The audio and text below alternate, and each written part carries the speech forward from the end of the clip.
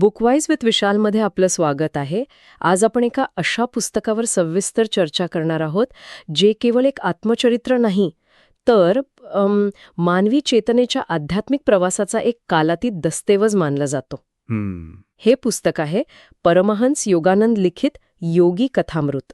हे पुस्तक म्हणजे फक्त एका व्यक्तीची कहाणी नाहीये. नाही, अजिबात नाही. तर ते योग, ध्यान आणि गुरु शिष्य परंपरेच्या अशा काही गहन रहस्यांची दारं उघडतं जी आजही तितकीच प्रासंगिक आहेत. बरोबर. आपल्याकडे या पुस्तकाच्या पहिल्या भागावर आधारित काही नोंदी आहेत आणि आज आपण त्यातूनच एका विलक्षण प्रवासाचा मागोवा घेणार आहोत. म्हणजे विचार करा, एक सामान्य मुलगा, मुकुंदलाल घोष. हो, मुकुंदलाल घोष, तो पुढे जाऊन जगात योग आणि ध्यानाचा प्रसार करणारा परमहंस योगानंद कसा बनला असेल.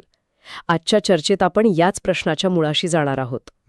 आपण त्याच्या बालपणी डोकावणार आहोत, त्याच्या घरातील संस्कार समजून घेणार आहोत आणि त्याच्या मनात ती अध्यात्माची पहिली ठिणगी कशी पडली हे पाहणार आहोत. आणि हा प्रवास काही सरळ सोपा नव्हता. नाही, अजिबात नाही. त्यात एका मोठ्या आघाताचा सामना आहे. घरातून पळून जाण्याचे काहीसे विनोदी पण तितकेच गंभीर प्रयत्न आहेत. आणि मग अखेरीस त्या एका भेटीची कहाणी आहे जिने त्याच्या आयुष्याची दिशाच बदलून टाकली. तर आपलं आजचं ध्येय हे आहे की एका साधकाचा पाया कसा रचला जातो हे समजून घेणं. अगदी बरोबर. आणि पाया हा शब्द इथे खूप महत्वाचा आहे. कारण योगी कथामृत ही एक भव्य आध्यात्मिक इमारत आहे आणि आज आपण तिच्या पायाभरणीबद्दल बोलणार आहोत.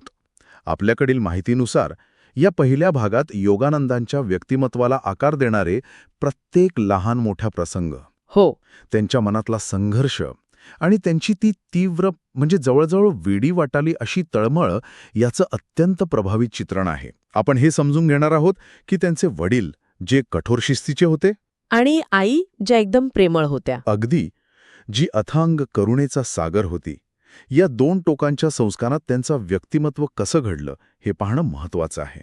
बरोबर. लहानपणी त्यांना आलेले गूढ अनुभव ज्याचा अर्थ तेव्हा त्यांनाही कळला नसेल, पण त्या अनुभवांनी त्यांच्या भविष्यातील विश्वगुरू होण्याच्या प्रवासाची तयारी नकळतपणे कशी केली हे पाहणं खूपच रंजक आहे. म्हणजे ही एका साधकाच्या घडण्याची कहाणी आहे. हो, ही केवळ एका व्यक्तीची कहाणी नाही, तर ती एका साधकाच्या घडण्याची, मेकिंग ऑफ अ योगीची कहाणी आहे. चला तर मग या मेकिंग ऑफ अ योगीच्या सुरुवातीपासून सुरुवात करूया. मुकुंदलाल घोष, त्यांचा बालपण कसं होतं आणि त्यांच्या घरातील वातावरण या आध्यात्मिक प्रवासासाठी इतकं पोषक कसं ठरलं. मुकुंदलाल यांचा जन्म 5 जानेवारी 1893 रोजी गोरखपूर येथे झाला. अच्छा. त्यांचे वडील भगवतीचरण घोष रेल्वेत एका मोठ्या पदावर होते. ते खूप शिस्तप्रिय, सत्यनिष्ठ आणि अत्यंत साधेपणाने जगणारे होते.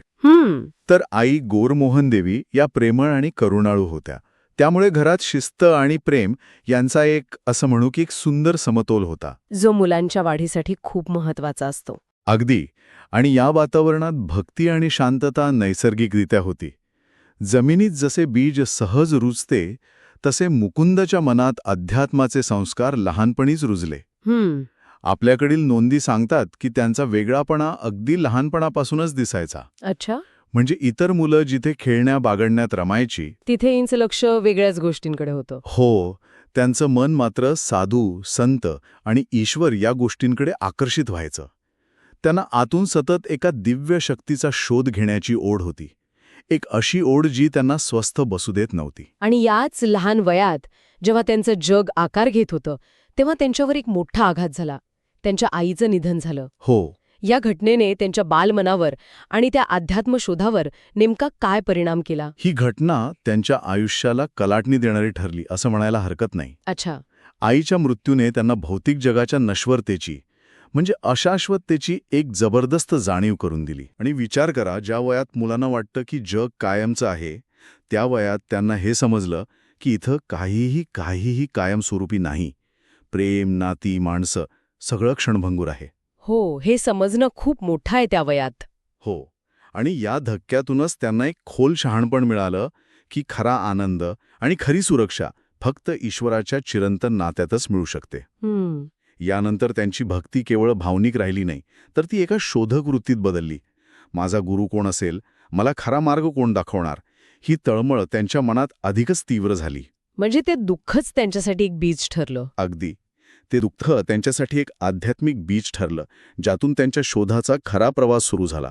गुरुच्या शोधाची ही ओढ इतकी वाढली की त्यांनी घरातून पळून जाण्याचाही प्रयत्न केला. हो, पुस्तकातल्या या आठवणी खूप रंजक आहेत. एखाद्या सिनेमाच्या कथेसारखं वाटतं हे सगळं. अगदी. किशोरवयात त्यांनी अनेकदा आपल्या मित्रांसोबत हिमालयात जाण्याचा प्रयत्न केला. अच्छा. त्यांचा उद्देश एकच होता, हिमालयातील गुहांमध्ये जाऊन महान साधूंच्या संगतीत ईश्वर प्राप्ती करणे.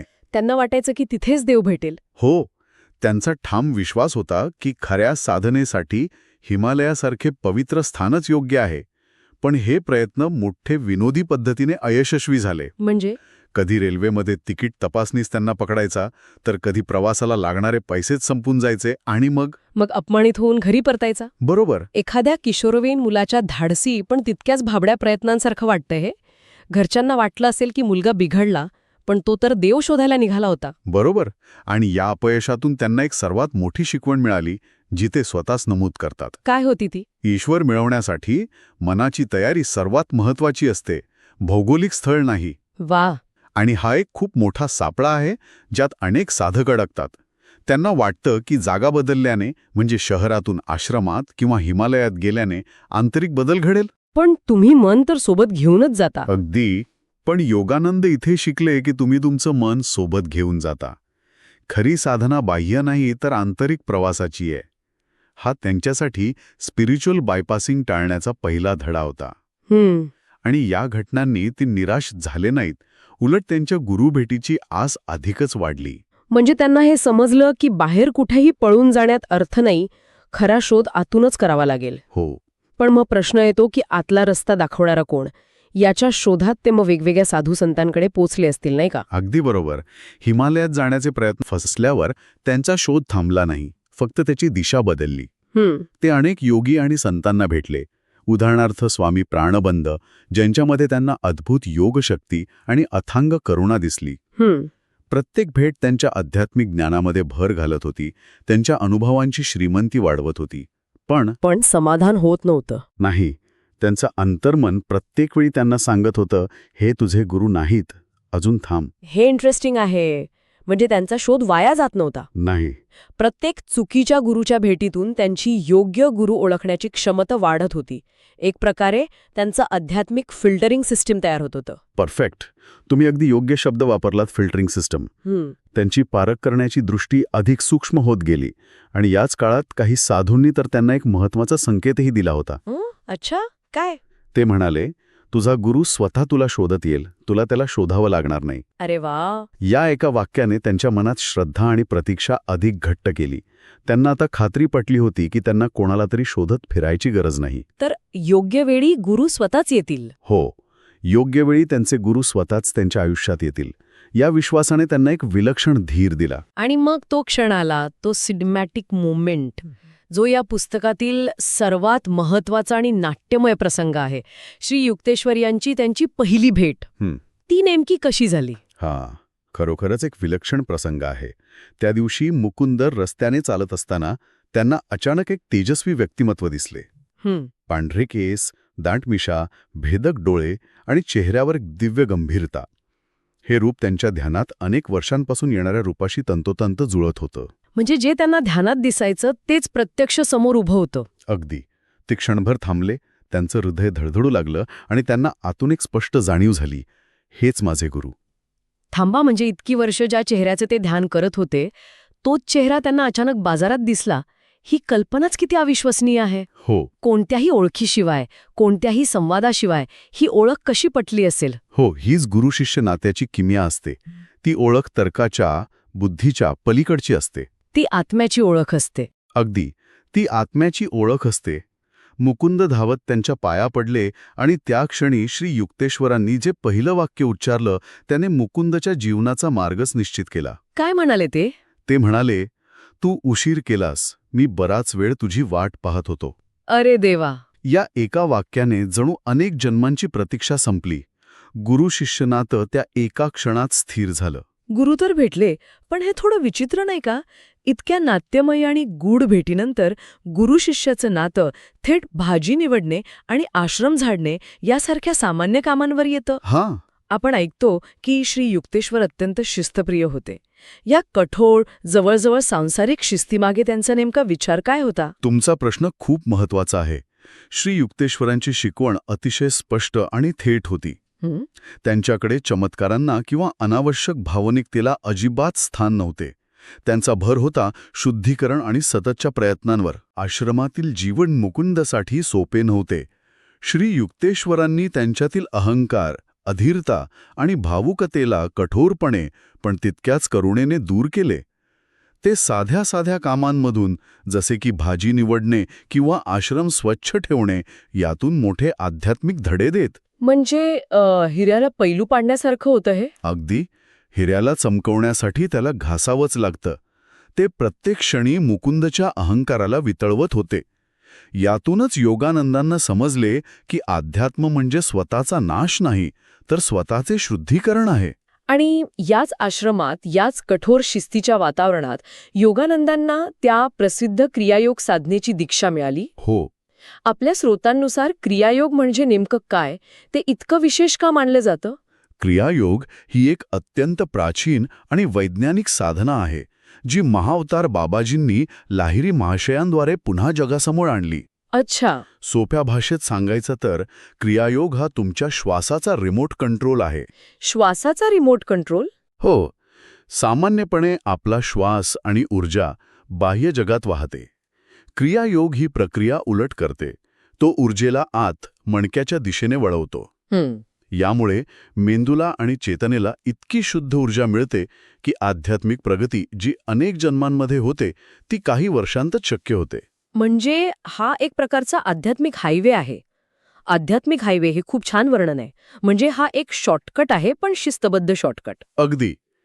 योगानंदांनी जेव्हा पहिल्यांदा या साधनेचा अनुभव घेतला तेव्हा त्यांना स्वतःचे शरीर प्रकाशाच्या समुद्रात तरंगत असल्याचा, हो, एका बाजूला इतके गहन आध्यात्मिक अनुभव येत होते आणि दुसऱ्या बाजूला त्यांचे गुरु श्री युक्तेश्वर त्यांना एक अनपेक्षित आज्ञा देतात. कॉलेजमध्ये परत जाऊन पदवी पूर्ण करण्याची. हे ऐकून कोणालाही आश्चर्य वाटेल. अध्यात्माच्या मार्गावर पदवीचं काय काम? बरोबर. आणि योगानंदांनाही सुरुवातीला ते पटलं नाही. त्यांना वाटलं की आता या सांसारिक शिक्षणाची काय गरज. पण ही श्री युक्तेश्वरांची एक मोठी शिकवण होती. या आज्ञेमागे 2 मुख्य उद्देश होते. एक, गुरु आज्ञेचं पालन करणे हीच सर्वात मोठी साधना आहे, हे त्यांना शिकवायचं होतं. शिष्याची बुद्धी नाही तर श्रद्धा महत्वाची. अगदी. आणि दुसरा, जो अधिक महत्वाचा आहे, तो म्हणजे जगात राहून आपली कर्तव्य पार पाडूनही आध्यात्मिक कसं राहावं याचा वस्तुपाठ द्यायचा होता. हो, ही माळात पळून जाणं सोपं असतं. हो, पण जगात राहून अलिप्त राहणं ही खरी साधना आहे. आणि योगानंदांनी ती आज्ञा पाळली. त्यांचं मन तर आश्रमात आणि साधनेत अडकलं होतं. हो, त्यांनी अनिच्छेने का होईना पण गुरूंपुढे ते नतमस्तक झाले. त्यांनी पुन्हा कॉलेजमध्ये प्रवेश घेतला, अभ्यास केला आणि सर्व अडचणींवर मात करून पदवी मिळवली. म्हणजे हा त्यांच्यासाठी फक्त शैक्षणिक विजय नव्हता? नाही, अजिबात नाही. हा त्यांच्यासाठी एक मोठा आध्यात्मिक विजय होता. यातून त्यांची सहनशीलता आणि समर्पण सिद्ध झाले. या परीक्षेने त्यांना भविष्यातील मोठ्या कार्यासाठी तयार केलं. तर या पहिल्या भागाच्या अखेरीस मुकुंदलाल घोष यांचे परमहंस योगानंद होण्याच्या प्रवासाची एक भक्कम पायाभरणी झाली होती, असं आपण निश्चितपणे म्हणू शकतो. अगदी बरोबर. या टप्प्याच्या शेवटी त्यांना सर्व प्रकारची स्पष्टता मिळाली होती. त्यांचे गुरु कोण आहेत, त्यांच्या जीवनाचे ध्येय काय आहे आणि त्यांना कोणता मार्ग स्वीकारायचा आहे हे सर्व निश्चित झाले होते. एका भडकटलेल्या जहाजाला जसा दीपस्तंभ सापडावा तसं त्यांना श्री युक्तेश्वर भेटले होते. आणि आता ते तयार होते. हो. आता गुरूंचे कठोर पण प्रेमळ मार्गदर्शन आणि क्रियायोगाच्या साधनेने ते एका मोठ्या वैश्विक कार्यासाठी सिद्ध झाले होते, ज्याची अद्भुत कहाणी पुस्तकाच्या पुढील भागात येते. तर ही होती योगी कथामृत या विलक्षण पुस्तकाच्या पहिल्या भागातील कहाणी. एका तरुणाचा अटळ विश्वास, त्याची तीव्र तळमळ आणि अखेरीस गुरुभेटीने त्याच्या जीवनाला मिळालेली एक निश्चित दिशा. यातून एक गोष्ट अगदी स्पष्ट होते की आध्यात्मिक मार्गावर जर प्रामाणिक आणि तीव्र ओढ असेल तर मार्गदर्शन योग्य वेळी मिळतंच. योगानंदांचा हा सुरुवातीचा प्रवास त्या श्रद्धेचे आणि प्रतीक्षेचे मूर्तिमंत उदाहरण आहे. त्यांचा शोध कधीही भरकटला नाही, कारण त्यांची तळमळ शुद्ध होती. श्रोत्यांसाठी एक विचार सोडून जाते. योगानंदांना काही संतांनी सांगितले होते की तुझा गुरु तुला शोधत येईल. आपल्या आयुष्यातही काही गोष्टी आपण शोधल्याने मिळतात, तर काही गोष्टींसाठी स्वतःला तयार केल्यावर त्या आपल्याला शोधत येतात. बरोबर. आपण कशाच्या शोधात आहोत आणि कशासाठी स्वतःला तयार करत आहोत यावर नक्की विचार करा. योगी कथामृत या पुस्तकावरील ही चर्चा तुम्हाला आवडली असेल तर बुक वाईज विथ विशालला नक्की लाईक करा, शेअर करा आणि सबस्क्राईब करा. पुढच्या वेळी आपण या प्रवासाचा पुढचा टप्पा पाहणार आहोत, जिथे योगानंद एक संन्यासी म्हणून आपली नवी ओळख स्वीकारतात. तोपर्यंत ऐकत रहा. नमस्कार. आपण योगानंदांच्या चरित्राच्या दुसऱ्या भागात प्रवेश करत आहोत. पहिल्या भागात आपण पाहिलं की एक तरुण मुकुंद सत्याच्या शोधात कसा होता आणि अखेरच त्याला त्याचे गुरु श्री युक्तेश्वर कसे भेटले. तो एक शोध होता. पण आता जो प्रवास सुरू होतोय तो शोधाचा नाही तर घडण्याचा आहे. एका जिज्ञासू तरुणाचं रूपांतर एका विश्वयोगीमध्ये कसं होतं याची ही कहाणी आहे. अगदी बरोबर. घडण्याचा प्रवास हा शब्दप्रयोग खूप महत्वाचा आहे, कारण हा टप्पा केवळ क्रियायोगाचं तंत्र पुन्हा पुन्हा करण्याचा नव्हता. हे एका शिल्पकाराच्या कार्यशाळेसारखं होतं. शिल्पकाराची कार्यशाळा? हो. श्री युक्तेश्वर हे शिल्पकार होते आणि योगानंद हे त्यांच्यासमोर ठेवलेला एक संगमरवरी दगड. विचार करा, शिल्पकार जसा दगडावर हजारो घाव घालतो, नको असलेला भाग छेडून काढून टाकतो, तेव्हाच त्यातून एक सुंदर मूर्ती तयार होते. आणि सुरुवातीला ते घाव वेदनादायी वाटतात. दगडाला वाटत असेल की माझ्यावर हा अन्याय का होतोय. नक्कीच. पण प्रत्येक घाव त्यातील अपूर्णता दूर करण्यासाठी असतो. श्री युक्तेश्वरांची प्रत्येक कठोर शिकवण, प्रत्येक परीक्षा हा योगानंदांच्या व्यक्तिमत्वातला अहंकार, उतावळापणा किंवा ती भावनिक चंचलता काढून टाकणारा एक घाव होता. आणि मला वाटतं यात सर्वात महत्त्वाचं हे होतं की त्या दगडाची स्वतःला घडवून घेण्याची तयारी होती. योगानंदांनी कधीही त्या घावांबद्दल तक्रार केली नाही. पण या गुरूंची शिकवण केवळ कठोर नव्हती ना, ती कमालीची वैज्ञानिक आणि तार्किक होती. ते केवळ श्रद्धा ठेवा असं सांगणाऱ्यांपैकी नव्हते. अजिबात नाही.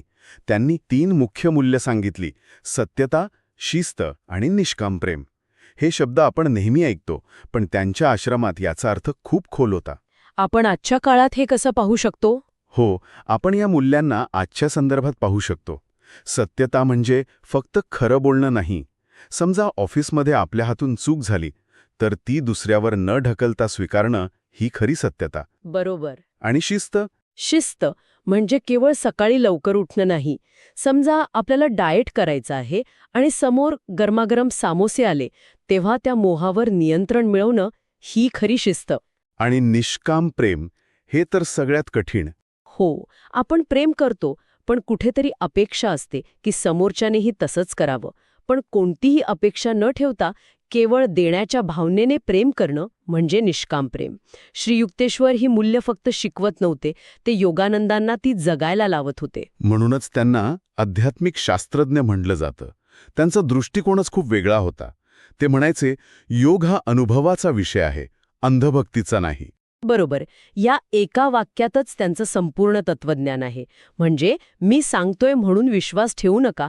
जसा एखादा सायन्सचा शिक्षक विद्यार्थ्यांना सांगतो की हायड्रोजन आणि ऑक्सिजन एकत्र आले की पाणी तयार होतं.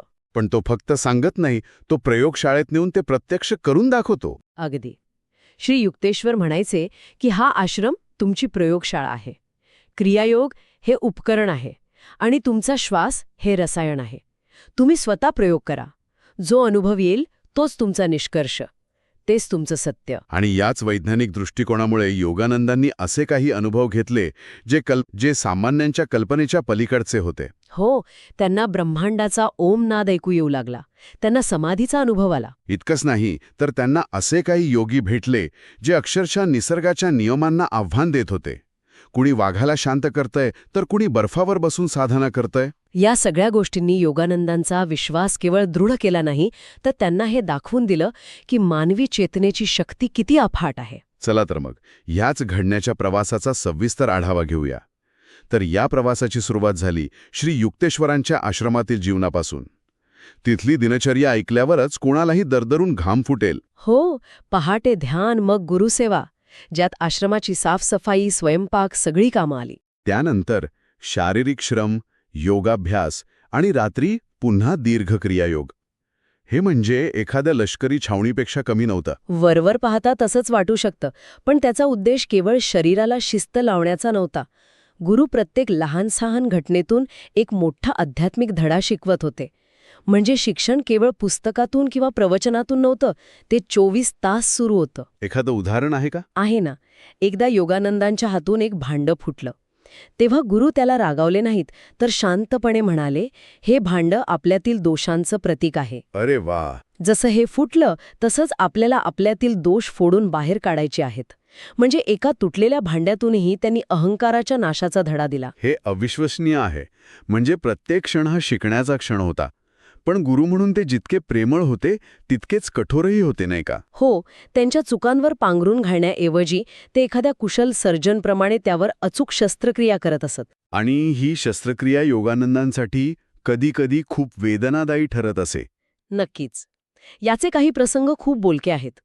एकदा ध्यानात खूप चांगला अनुभव आल्यावर योगानंदांना वाटलं की वाह, मी तर मुक्त झालो, मला सगळं काही मिळालं. आणि ते उत्साहाने गुरूंकडे गेले असतील. हो, पण गुरूंनी त्यांचं कौतुक करण्याऐवजी थंडपणे सांगितलं, अनुभवांना धरून बसू नकोस.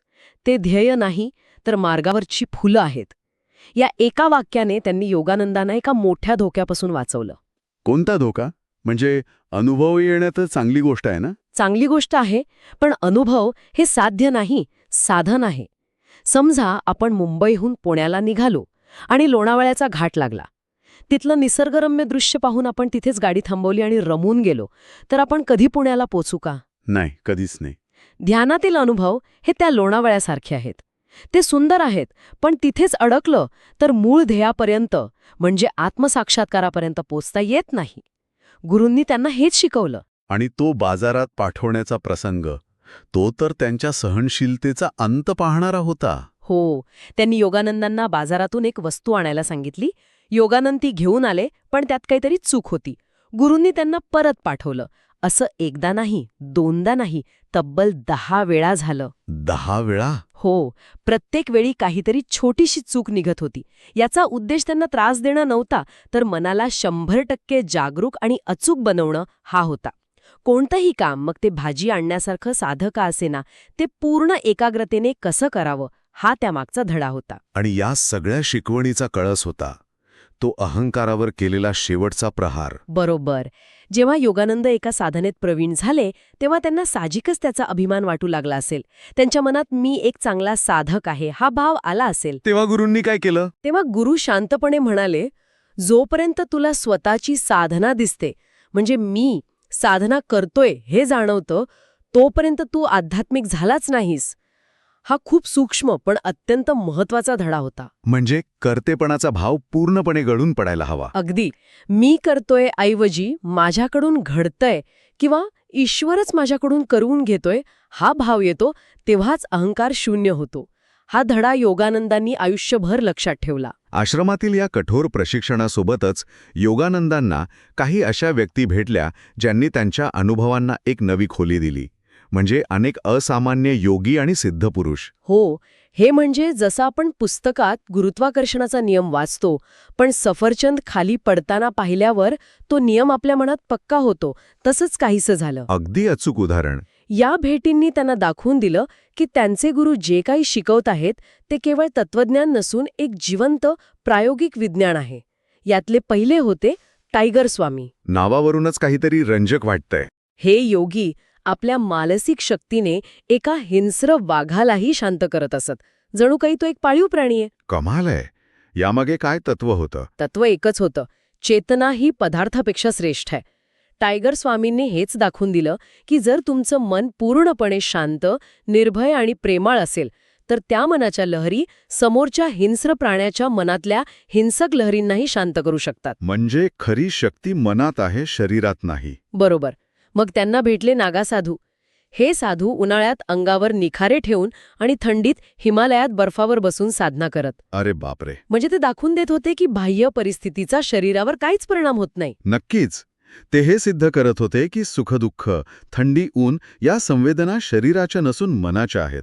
एकदा का तुम्ही मनावर नियंत्रण मिळवलं की तुम्ही शरीराला कोणत्याही परिस्थितीत स्थिर ठेवू शकता.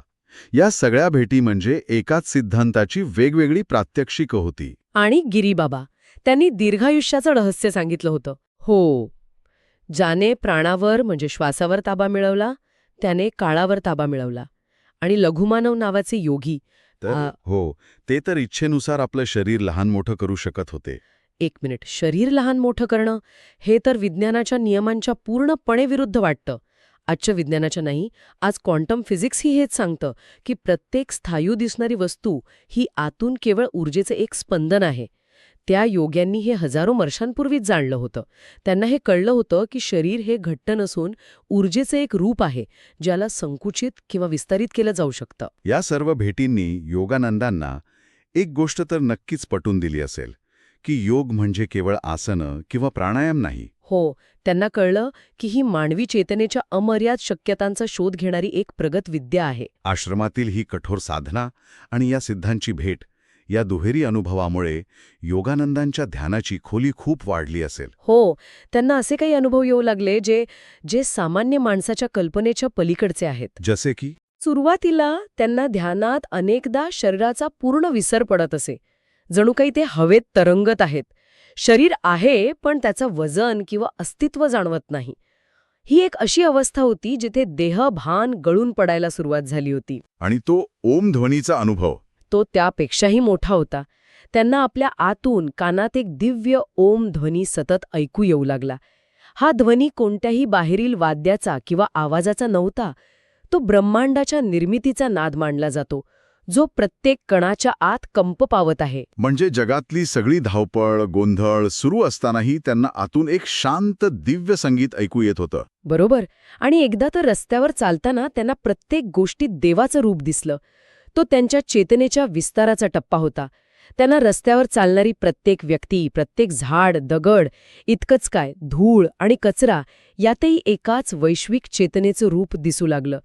मी आणि ते हा भेदच संपून गेला. आणि या सगळ्या प्रवासाचा सर्वोच्च बिंदू होता समाधीचा अनुभव.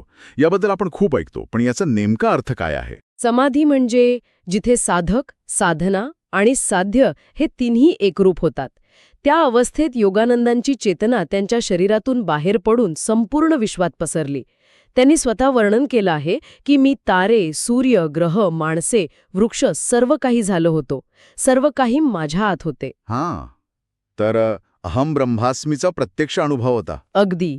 या अनुभवानंतर त्यांचं जगाकडे पाहणं, जगणं सगळंच कायमचं बदलून गेलं. हे सगळं ऐकल्यावर असं वाटतं की त्यांना जे हवं होतं ते मिळालं, आत्मसाक्षात्कार झाला, समाधीचा अनुभव आला. आता फक्त गुरूंच्या जवळ राहून शांतपणे साधना करणं हेच त्यांचं ध्येय असेल. पण गुरूंच्या मनात काहीतरी वेगळंच होतं. काय? श्री युक्तेश्वर त्यांना म्हणाले, आपल्या आत्मसाक्षात्काराने समाधानी होऊ नकोस. दिव्याखाली नेहमीच अंधार असतो. तुला मिळालेला प्रकाश फक्त स्वतःपुरता मर्यादित ठेवू नकोस. जगाला प्रकाशाची गरज आहे. आणि मग एक दिवस त्यांनी स्पष्ट आदेश दिला, तू भारतापुरता मर्यादित नाहीस, तुझे कार्य जगभर पसरावे. वाक्य सांगितलं, जे त्यांच्या आयुष्याचं सूत्र बनलं. ते म्हणाले, जे करायचे ते ईश्वरच करतो, तू फक्त साधन बन. या एका वाक्याने त्यांच्या मनातला सगळा भार हलका केला. म्हणजे कर्तेपणाची जबाबदारी स्वतःवर न घेता स्वतःला एका मोठ्या शक्तीचं माध्यम मानलं की काम करणं सोपं होतं. याच प्रेरणेतून योगानंदांनी बंगालमध्ये योगदास सत्संग ब्रह्मचर्य विद्यालय नावाचं गुरुकुल स्थापन केलं. हे त्यांच्या विश्वव्यापी कार्याचं पहिलं छोटंसं पाऊल होतं. आणि याच काळात त्यांनी वेगवेगळ्या धर्मांच्या ग्रंथांचाही अभ्यास सुरू केला नाही का?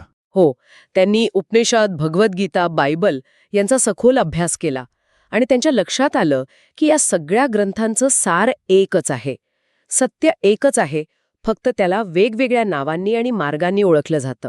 आणि मग एक अशी गोष्ट घडली ज्याने त्यांच्या आयुष्याचं सगळं चित्रच पालटून टाकलं. हो, एक दिवस त्यांना अमेरिकेतील बोस्टन शहरात होणाऱ्या आंतरराष्ट्रीय धर्मसंमेलनात भारताचे प्रतिनिधी म्हणून सहभागी होण्यासाठी निमंत्रण आलं. आणि योगानंद पुन्हा द्विधा मनस्थितीत होते. अगदी. एकीकडे गुरूंचा आदेश होता की तुझं कार्य जगभर पसरेल, आणि दुसरीकडे त्याचं पहिलं पाऊल उचलण्याची वेळ आली तेव्हा मन मागे ओढ घेत होतं. आपलं गुरुकुल, विद्यार्थी आणि सर्वात महत्त्वाचं म्हणजे आपले गुरु.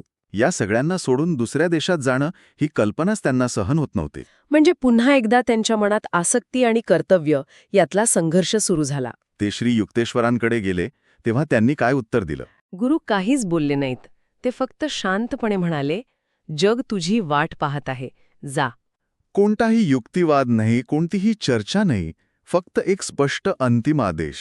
तो क्षण योगानंदांच्या जीवनातील सर्वात निर्णायक क्षण होता. हो, एका डोळ्यात गुरूंना आणि भारतभूमीला सोडून जाण्याचं दुःख होतं, तर दुसऱ्या डोळ्यात जगभरात योगाचा प्रसार करण्याचं एक स्वप्न होतं.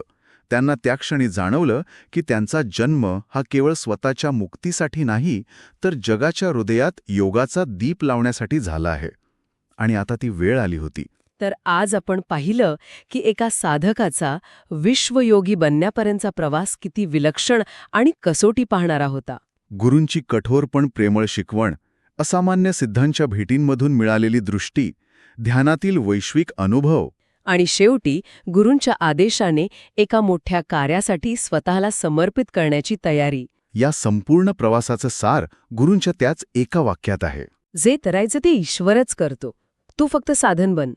हा विचार आपल्यालाही आपल्या जीवनातील ध्येयाकडे पाहण्याचा एक नवीन दृष्टिकोन देतो. अनेकदा आपण आपल्या क्षमता आणि मर्यादांच्या विचारात अडकून पडतो. मी हे करू शकेन का? माझ्यात तितकी ताकद आहे का? हो, पण जर आपण स्वतःला एका मोठ्या योजनेचं साधन मानलं तर कर्तेपणाचा भार हलका होतो आणि फक्त आपलं काम प्रामाणिकपणे करण्यावर लक्ष केंद्रित करता येतं. पुढच्या भागात आपण या चरित्राच्या शेवटच्या टप्प्याला सुरुवात करणार आहोत, जिथे योगानंदांच्या अमेरिका प्रवासाची आणि त्यांच्या कार्याची थक्क करणारी गाथा सुरू होईल. एका भारतीय योगीने पाश्चात्य जगात योगाचा प्रसार कसा केला, त्यांना कोणते अडखळे आले आणि त्यांनी ते कसे पार केले, हे पाहणं खूपच रंजक ठरणार आहे. तोपर्यंत बुक वाईज विथ विशालला लाईक, शेअर आणि सबस्क्राईब करायला विसरू नका. नमस्कार. परमहंस योगानंदांच्या कार्यावरच्या आपल्या चर्चेच्या या तिसऱ्या आणि शेवटच्या भागात आपलं स्वागत आहे. आपण त्यांच्या सुरुवातीच्या आयुष्यापासून ते त्यांच्या गुरूंसोबतच्या नात्यापर्यंतचा प्रवास पाहिला, पण आज आपण बोलणार आहोत त्यांच्या कामाच्या सगळ्यात महत्त्वाच्या भागाबद्दल, त्यांचं ग्लोबल मिशन आणि अर्थातच योगी कथामृत, हे पुस्तक ज्यांनी खरंच जगभरात एक वेगळीच क्रांती घडवली. आणि मला जो प्रश्न नेहमी पडतो तो हा आहे की 20व्या शतकाच्या सुरुवातीला जेव्हा अमेरिका भौतिकवादात इतकी पुढे होती, तेव्हा भारतातून गेलेला एक योगी पाश्चिमात्य जगाला आपली प्राचीन आध्यात्मिक परंपरा इतक्या प्रभावीपणे कशी पटवू शकला. म्हणजे हा पूर्व आणि पश्चिम यांना जोडणारा पूल त्यांनी नेमका बांधला तरी कसा, हे समजून घेणं खूपच इंटरेस्टिंग आहे. त्यांनी प्रत्येक आध्यात्मिक संकल्पनेला एक वैज्ञानिक आधार दिला. आज आपण याच काही गोष्टी जरा सोप्या करून समजून घेणार आहोत, जसं की क्रियायोग. हो, हे नाव ऐकलं की काहीतरी खूप क्लिष्ट वाटतं, पण योगानंदांनी ते खूप सोपं करून सांगितलं. म्हणजे असं समजा की आपलं मन एका उधाणलेल्या समुद्रासारखं आहे. हो, जिथे विचारांच्या लाटा सतत उसळत असतात. अगदी, आपण त्या लाटांवरच जगतो. योगानंद म्हणतात, क्रियायोग म्हणजे त्या लाटांच्या खाली जो शांत अथांग महासागर आहे, त्यापर्यंत पोचण्याची पद्धत. हो, त्यापर्यंत पोचण्याची एक वैज्ञानिक पद्धत. आणि याचा मार्ग जातो आपल्या श्वासातून. श्वास हा आपल्या शरीरातील ऊर्जेचा जणू काही रिमोट कंट्रोल आहे. त्यावर नियंत्रण मिळवलं की मनाच्या लाटा त्या आपोआप शांत होतात. यालाच ते श्वासाकडून आत्म्याकडे नेणारा पूल म्हणायचे. म्हणजे त्यांनी मला एक प्रकारची इंटरनल इंजिनिअरिंग म्हणून लोकांसमोर ठेवलं. परफेक्ट शब्द आहे, इंटरनल इंजिनिअरिंग. त्यांनी चक्र, प्राणशक्ती यासारख्या गोष्टी लोकांना अशा प्रकारे समजावल्या जणू ते एका आध्यात्मिक ऑपरेटिंग सिस्टमबद्दल बोलतायत. अच्छा. त्यांनी सांगितलं की आपलं शरीर म्हणजे एक एनर्जी सर्किट आहे. चक्र ही त्यातील पॉवर स्टेशन्स आहेत. आणि प्राणशक्ती म्हणजे त्यातून वाहणारी वीज. आणि म्हणून योगी कथामृत हे पुस्तक फक्त एका माणसाची गोष्ट नाहीये, ते या ऑपरेटिंग सिस्टमचं एक युजर मॅन्युअल आहे, जे आपल्याला आपल्याच आत दडलेल्या अमर्याद शक्तीची ओळख करून देतं. अप्रतिम. चला तर मग ह्या प्रवासाची सुरुवात त्यांच्या अमेरिका यात्रेपासून करूया. मला नेहमीच हे आश्चर्य वाटतं की त्या काळातल्या अमेरिकेत, जिथे अध्यात्माची फारशी ओळख नव्हती, तिथे त्यांनी स्वतःला कसं सादर केलं असेल. हेच तर त्यांच्या प्रतिभेचं उदाहरण आहे. त्यांनी स्वतःला कोणी धर्मगुरू म्हणून सादर केलंच नाही. त्यांनी प्राण, कुंडलिनी, ध्यान या संकल्पना पाश्चिमात्य लोकांना समजतील अशा भाषेत मांडल्या. उदाहरणार्थ त्यांनी प्राणशक्तीला लाईफ फोर्स किंवा कॉस्मिक एनर्जी असं म्हटलं. त्यांनी सांगितलं की ध्यान म्हणजे डोळे मिटून बसणं नाही, तर तुमच्या मेंदूला रिचार्ज करण्याची प्रक्रिया आहे. जसं आपण आपला फोन चार्ज करतो तसं अगदी तसंच. ध्यान आपल्या मनाला चार्ज करतं. आणि याचा परिणाम काय झाला? लोकांनी हे स्वीकारलं. प्रचंड. त्यांच्या व्याख्यानांना लोक सायलंट एनर्जी सेशन म्हणायचे. हजारो लोक एकत्र बसायचे आणि काही क्षणात त्यांना इतकी शांतता अनुभवायला मिळायची जी त्यांना याआधी कधीच मिळाली नव्हती. अच्छा. त्यांनी अध्यात्माला कर्मकांडांपासून वेगळं करून एक अनुभव म्हणून लोकांसमोर ठेवलं.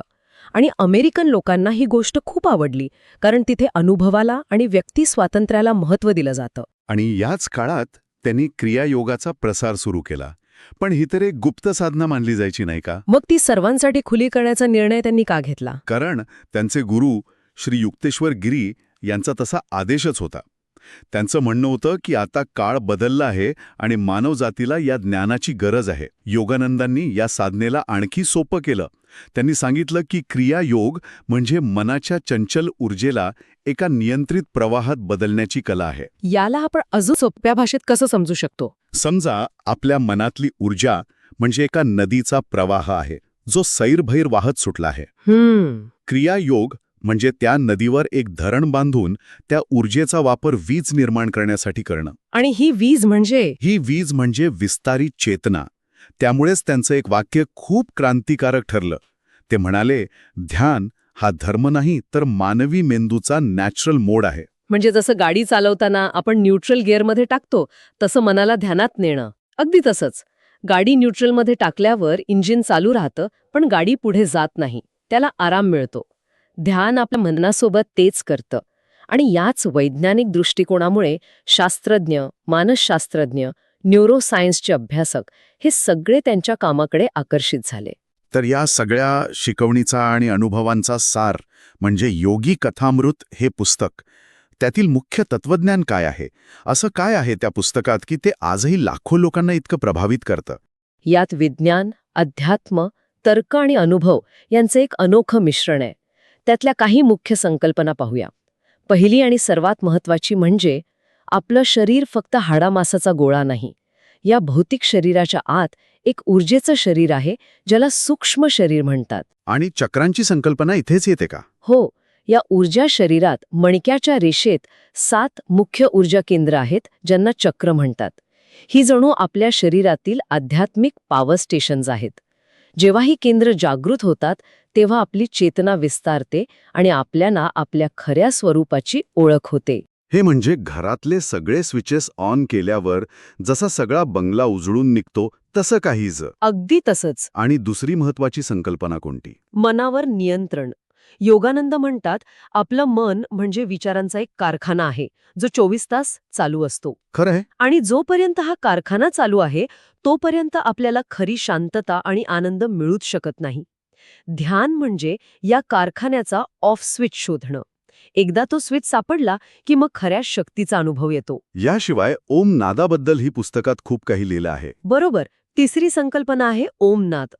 ओम हा फक्त एक उच्चार किंवा आवाज नाही, तर तो संपूर्ण ब्रह्मांडाचा मूळ कंप आहे. तो आपल्यात सतत सुरू असतो, पण मनाच्या गोंगाटात तो आपल्याला ऐकू येत नाही. जेव्हा ध्यानात मन शांत होतं तेव्हा हा वैश्विक नाद ऐकू येतो आणि तो आपल्याला आपल्या मूळ स्रोताशी जोडतो. आणि या सगळ्याचा शेवटचा टप्पा म्हणजे आत्मा आणि परमेश्वराचा संबंध ओळखणं. तीच चौथी आणि सर्वात महत्वाची शिकवण. आत्मा हा देवाचाच अंश आहे. योगानंद एक खूप सुंदर उदाहरण देतात. समुद्राची एक लाट स्वतःला समुद्रापेक्षा वेगळी समजते, पण तिचं खरं अस्तित्व समुद्रच असतं. बरोबर. तसंच मनुष्य स्वतःला या विश्वापेक्षा वेगळा समजतो, पण खरं तर तो त्या वैश्विक चेतनेचाच एक अविभाज्य भाग आहे. ही जाणीव होणं म्हणजेच आत्मसाक्षात्कार. ठीक आहे, या संकल्पना ऐकायला खूप सुंदर वाटतात. पण त्यांनी हे सगळं वैज्ञानिकांना कसं पटवून दिलं? कारण त्या काळात विज्ञान आणि अध्यात्म यांना 2 विरुद्ध टोकं मानलं जायचं. हो, आणि इथेच त्यांचं वेगळंपण दिसतं. त्यांनी दावा केला की तुमच्या मनातल्या भावना तुमच्या शरीरातील पेशींवर थेट परिणाम करतात. अच्छा. म्हणजे आनंदी माणसाच्या पेशी अधिक सक्रिय असतात, तर निराश माणसाच्या पेशी निष्क्रिय होतात. आज यालाच सायको-न्यूरो इम्युनॉलॉजी म्हणतात, जिथे मन आणि शरीराची रोगप्रतिकारक शक्ती यांचा संबंध सिद्ध झाला आहे. त्यांनी हे तेव्हा सांगितलं जेव्हा वैद्यकीय शास्त्राने या दिशेने विचारही केला नव्हता. म्हणजे ते त्यांच्या काळाच्या खूप पुढे होते. काही आणखी उदाहरणं आहेत का? नक्कीच. शास्त्रज्ञांनी क्रियायोग करणाऱ्यांच्या शरीरावर होणारे परिणाम तपासले. त्यांच्या लक्षात आलं की क्रियायोगाच्या साधनेने शरीरातील ऑक्सिजनची पातळी, मेंदूतील विद्युत तरंग म्हणजे ब्रेन वेव्हज आणि रक्तदाब यात जे सकारात्मक बदल काही मिनिटांत होतात ते मिळवण्यासाठी सामान्य माणसाला खूप वेळ लागतो. आणि योगानंदांनी ज्या चेतनेच्या अवस्था सांगितल्या होत्या, जागरण, स्वप्न, गाढ झोप आणि या सर्वांच्या पलीकडची अतिसजग अवस्था, त्यानंतर शास्त्रज्ञांना ब्रेनवेव्ह स्टडीजमध्ये वेगवेगळ्या ब्रेनवेव्ह पॅटर्नच्या रूपात सापडल्या. त्यांच्या पुस्तकात अनेक महान संतांसोबतच्या भेटींचे वर्णन आहे, ज्यात काही अनुभव तर अविश्वसनीय वाटतात. हो, जसं की आनंदमयी मा यांच्यासोबतची भेट. तिथे संवाद शब्दांच्या पलीकडे होता. मा त्यांना पाहताच म्हणाल्या, तुम्ही आणि मी एकच आहोत. म्हणजे दिली. याशिवाय त्यांनी अनेक गुप्तसिद्ध योगींशी संवाद साधला, ज्यांच्याकडे अमानवी शक्ती होत्या. कोणी श्वासाशिवाय जगायचं, तर कोणी एका क्षणात एका ठिकाणाहून दुसऱ्या ठिकाणी प्रकट व्हायचं. बापरे. योगानंद या गोष्टी अतिशयोक्ती म्हणून नाही, तर मानवी चेतनेच्या अज्ञात क्षमतांचं डॉक्युमेंटेशन म्हणून मांडतात. मग हा वैश्विक चेतनेचा अनुभव त्यांना स्वतःला कधी आला? महासमाधीच्या आधी त्यांना एक मोठा अनुभव आला होता, त्याबद्दल काय सांगाल? तो त्यांच्या साधनेचा सर्वोच्च बिंदू होता. ध्यानाच्या एका अवस्थेत त्यांना जाणवलं की त्यांची चेतना फक्त शरीरापुरती मर्यादित राहिली नाहीये, तर ती संपूर्ण विश्वात पसरली आहे. अच्छा. त्यांना प्रत्येक अणुरेणूत स्वतःचंच अस्तित्व दिसू लागलं. त्यांना जाणवलं की काळ हा एक भ्रम आहे आणि जन्म मृत्यू हे आत्म्याचा प्रवासातील फक्त थांबे आहेत. त्यांचे शब्दच सांगतात, मीच तो प्रकाश आहे, मीच तो ध्वनी आहे आणि मीच ती शुद्ध शांती आहे. आणि याच अनुभवाचं सार त्यांनी योगी कथामृतमध्ये मांडलं. पण याच पुस्तकाने स्टीव्ह जॉबसारख्या तार्किक आणि बुद्धिवादी माणसाला इतकं कसं प्रभावित केलं? कारण हे पुस्तक फक्त अध्यात्माबद्दल बोलत नाही. ते फोकस, एकाग्रता म्हणजे इंट्युशन आणि अहंकार कमी करण्याबद्दल बोलतं. अच्छा. स्टीव्ह जॉब्ससाठी हे केवळ एक आध्यात्मिक पुस्तक नव्हतं, तर ते इनर इंजिनिअरिंगचं एक ब्लूप्रिंट होतं. आतून शांत आणि केंद्रित कसं राहायचं आणि त्यातून जगाला बदलणारी उत्पादनं कशी तयार करायची याचा थेट संबंध त्यांना या पुस्तकात सापडला. म्हणूनच त्यांनी त्यांच्या अंत्यसंस्कारात प्रत्येकाला हे पुस्तक भेट म्हणून देण्यास सांगितलं. हो, त्यांनी स्थापन केलेल्या सेल्फ रिअलायझेशन फेलोशिप या संस्थेचं काम आज कसं चालतं? SRF हे योगानंदांच्या कार्याचं जिवंत स्वरूप आहे. ह्या संस्थेचा मुख्य उद्देश क्रियायोगाचा जगभर प्रसार करणं, ध्यान केंद्र चालवणं आणि सर्व धर्मांमधील एकतेचा संदेश देणं हा आहे. ही संस्था कोणताही एक धर्म श्रेष्ठ मानत नाही, तर प्रत्येक धर्माच्या मुळाशी असलेल्या एकाच सत्याचा मार्ग दाखवते. आज जगभरात लाखो लोक या संस्थेच्या माध्यमातून साधना करत आहेत. त्यांच्या जीवनाचा शेवटही त्यांच्या आयुष्या इतकाच विलक्षण होता. 7 मार्च 1952 रोजी नेमकं काय घडलं? एका कार्यक्रमात भाषण देत असताना भारताच्या आध्यात्मिक वारशाबद्दल बोलता बोलता ते शांतपणे उभ्या स्थितीतच महासमाधीत गेले. अरे. पण खरी आश्चर्यकारक घटना त्यानंतर घडली. महासमाधीनंतर जवळपास 20 दिवस त्यांच्या शरीरात विघटन, दुर्गंध किंवा कोणताही नैसर्गिक बदल झाला नाही. काय सांगताय? हो, ही घटना अमेरिकेच्या वैद्यकीय इतिहासात एक चमत्कार म्हणून नोंदवली गेली. यावरून हेच सिद्ध होतं की योगशक्तीने ते आपल्या शरीराच्या पेशींवरही नियंत्रण मिळवू शकले होते. तर या संपूर्ण चर्चेतून आणि या पुस्तकातून आपण अंतिम निष्कर्ष काय काढू शकतो? याचा शेवटचा संदेश काय आहे? या ग्रंथाचं सार काही मुद्द्यांमध्ये सांगता येईल. 1. गुरु हा फक्त व्यक्ती नाही, तर तो एक मार्गदर्शक प्रकाश आहे. 2. स्वतःला ओळखणं म्हणजेच देवाला ओळखणं. 3. ध्यान हे बाह्य समस्यांवरचं नाही, तर आंतरिक अशांतीवरचं मूळ उत्तर आहे. 4. धर्म अनेक असले तरी सत्य एकच आहे. आणि सर्वात महत्त्वाचं, प्रेम, करुणा आणि सेवा याशिवाय आध्यात्मिक प्रवास अपूर्ण आहे. या संपूर्ण चर्चेतून हेच दिसतं की एक पुस्तक कसे एका नव्या जगाचं दार उघडू शकतं. अशाच प्रकारच्या प्रभावी पुस्तकांवर सखोल विश्लेषण ऐकण्यासाठी बुकवाईज विथ विशाल या आमच्या कार्याला नक्की फॉलो करा. लाईक, शेअर आणि सबस्क्राईब केल्यानं हे ज्ञान अधिक लोकांपर्यंत पोहोचण्यास मदत होते. तर आज आपण योगानंदांच्या अमेरिका यात्रेपासून ते क्रियायोगाचं पुनरुज्जीवन, विज्ञान आणि अध्यात्म यांची सांगड आणि योगी कथामृतमधील वैश्विक सत्यापर्यंतचा प्रवास पाहिला. खरंच, योगी कथामृत हे केवळ एका संताचं चरित्र नाही, तर ते मानवी अस्तित्वाचं रहस्य उलगडणारं एक महान मार्गदर्शक आहे. हे वाचताना असं वाटतं की आपणही त्या आध्यात्मिक यात्रेचा एक भाग आहोत. योगानंदांच्या शब्दांत सांगायचं तर, ध्यान करा, श्वासावर नियंत्रण ठेवा, मन शांत करा आणि देव तुम्हाला स्वतः प्रकट होईल. याच एका वाक्यात या पुस्तकाची संपूर्ण अनुभूती सामावलेली आहे. या चर्चेत आपण काही सिद्ध योगींबद्दल ऐकलं, ज्यांच्याकडे अविश्वसनीय क्षमता होत्या. यावरून एक विचार मनात येतो की मानवी मन आणि शरीरात अजून अशा कितीतरी अज्ञात शक्ती दडलेल्या असतील, आणि भविष्यात विज्ञान या गोष्टींकडे केवळ चमत्कार म्हणून बघेल की एक नवीन शक्यता म्हणून. यावर विचार करायला नक्कीच वाव आहे. पुढच्या भागात कोणत्या पुस्तकावर सखोल चर्चा ऐकायला आवडेल? तुमच्या सूचना कमेंट्समध्ये नक्की कळवा. कदाचित तुमच्याच पसंतीच्या पुस्तकावर पुढचा भाग आधारित असेल.